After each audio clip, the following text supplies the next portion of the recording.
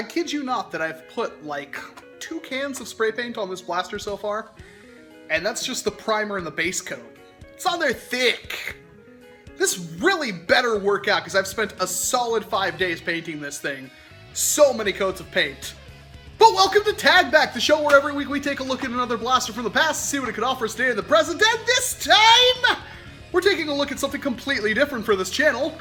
A shotgun! An old shotgun, a very good shotgun, and, well, I call it a shotgun, but it really only fires 1 dart at once, so technically it's a pump-action rifle, but what exactly am I holding? Well, if you watched my unboxing video from the Banks Nerf Network, well, TJ and Ashley kindly sent me one of these, which is something I've wanted for quite some time. Now, I have found these on eBay and whatnot for around the $30, like, $15 shipping range, but that's like new blaster territory. I usually don't pay that much, especially for something I'm not sure if I'll like it or not, but thankfully they sent me one of these things that they thrifted from a Savers for the princely sum of $3.99. That's in American pesos. What about this thing is interesting, though? Well, it is the Ertl or Ertl rapid-fire shotgun, and it's got a 12-dart front-loading, crazy cylindrical thing here that rotates every single time you prime it. It kind of rotates twice. If you pump it back, it rotates, but then when you push it forward, you can see it kind of completes that rotation. A really interesting mechanism. It's got a very beefy pump-action grip right here, and then, of course, it's got this kind of slow but pretty comfortable stock, and this not very comfortable, way too small grip that is completely, like, squarish, and then this little tiny trigger. Very annoying. That is tiny. And for whatever reason, it's got a safety on it. Because why not? It's a toy, and, I mean, obviously, right? I have a feeling that the people who keep saying something like, oh, you have your finger on the trigger, you're gonna kill somebody if you ever go to a firing range. Well, do you guys have trouble, like, switching between, like, a manual and an automatic car because of muscle memory? Probably not, unless you're an idiot, so please stop bringing up that argument. Thank you. Anyway, what about this thing is good? Well, as you've probably guessed, the plunger tube is rather massive. Now, it's not quite as big as a long shot plunger tube, which is really, really big. But it is big. It is capable of some pretty insane ranges, and probably the best part about all this is not is it able to do some great ranges, but it's really easy to add rear loading slots into the back here, and that makes it a very good platform for some kind of, scavenge, run and gun, rushing marksman. I think that was just about everything. There's a lot to love here, and then of course with its pump action, well, it's really easy to get your shots off and then reload as you're going around and go back, and you can reload over here too to get darts in there faster. And it's just really easy to work with. It is a great platform for that. Unfortunately, again, its ranges, even when turned up to its maximum, are still kind of like behind a long shot. Now, long shots used to be really hard to modify.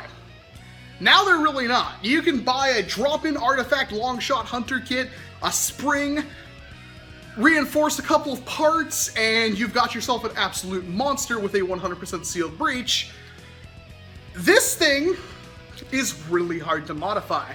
And I say that as somebody who has modified a couple of things, AirTech 2000s, just like how Nom did it, or 3000, excuse me, and then a bunch of other blasters, and then bought a drop-in kit for the pump action shotgun, which is this thing's little brother. Now the pump action shotgun with a bigger plunger, a huge plunger I might add, it gets far superior ranges, but it's kind of like a one-shot, one-kill kind of thing. This is way faster, obviously, so there is some trade-offs there. You can either have this with more ammo and way faster to reload, or you can have the pump action shotgun, and it's, well, you really hope you hit that first mark, that's for sure. These things are kind of a nightmare. As with most of these kinds of blasters, all of your work is really going to go into the turret here, because you have to not only improve the seal, but you have to completely redo it to accept elite darts, because as I found out in my unboxing video, this thing does not take elite darts right out of the box. It just won't fire them for whatever reason. And then, yeah, not a very beefy spring, not a lot of power in there, but it can take some power. And thankfully for me, I did my usual Google searching, and there's still a little bit of information on how to modify these things, But a lot of it has been lost to antiquity because this was before the Elite line. These things are pretty darn old. They were kind of originally sold in Bass Pro Shops or like Cabela's and stuff like that. And like I said, you can still kind of find these around. Is it worth modifying today? Well, for somebody like me, yes, because I don't really like magazines all that much. But if you already kind of want to do, like, unless you already have one, I mean, just get a long shot, buy a long shot hunter breach kit for it, artifact kit, something like that. You can make yours a lot better. It will perform pretty similar to this. You just won't have the effortless option of reloading, which is something that I'm personally addicted to. It's just too bad because you really have to, let's see, you have to increase the seal between the plunger and then the turret. Then you have to redo the entire plunger itself, which is not easy.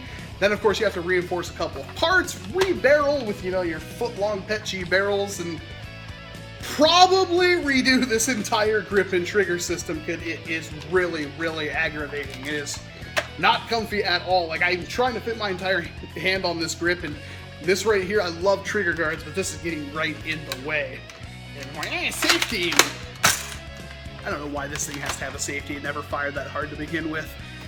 The Ertl or Ertl, I still don't know what to call it. Rapid fire shotgun is a great blaster if you have one or if you happen to find one, but unless you're pretty deep in the modifying game, and we're talking this is next level stuff, you might even have to buy some parts off McMaster Car, like making a new seal for like the plunger head and stuff like that, and reinforcing parts. It's probably not worth it to a lot of you, but to somebody like me, I'm not looking forward to it.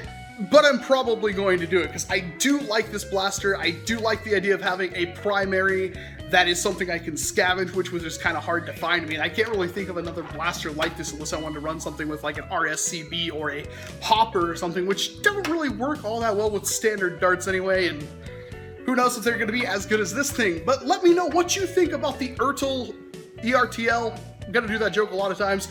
Rapid fire shotgun down in the comment boxes below, and of course if you like this video, hit that like button, and if not, the dislike button is there for you as well. Now I'm just filling out video time, but thank you very much for watching. I am Walcom S7. Of course, I hope to see you in an entirely different video.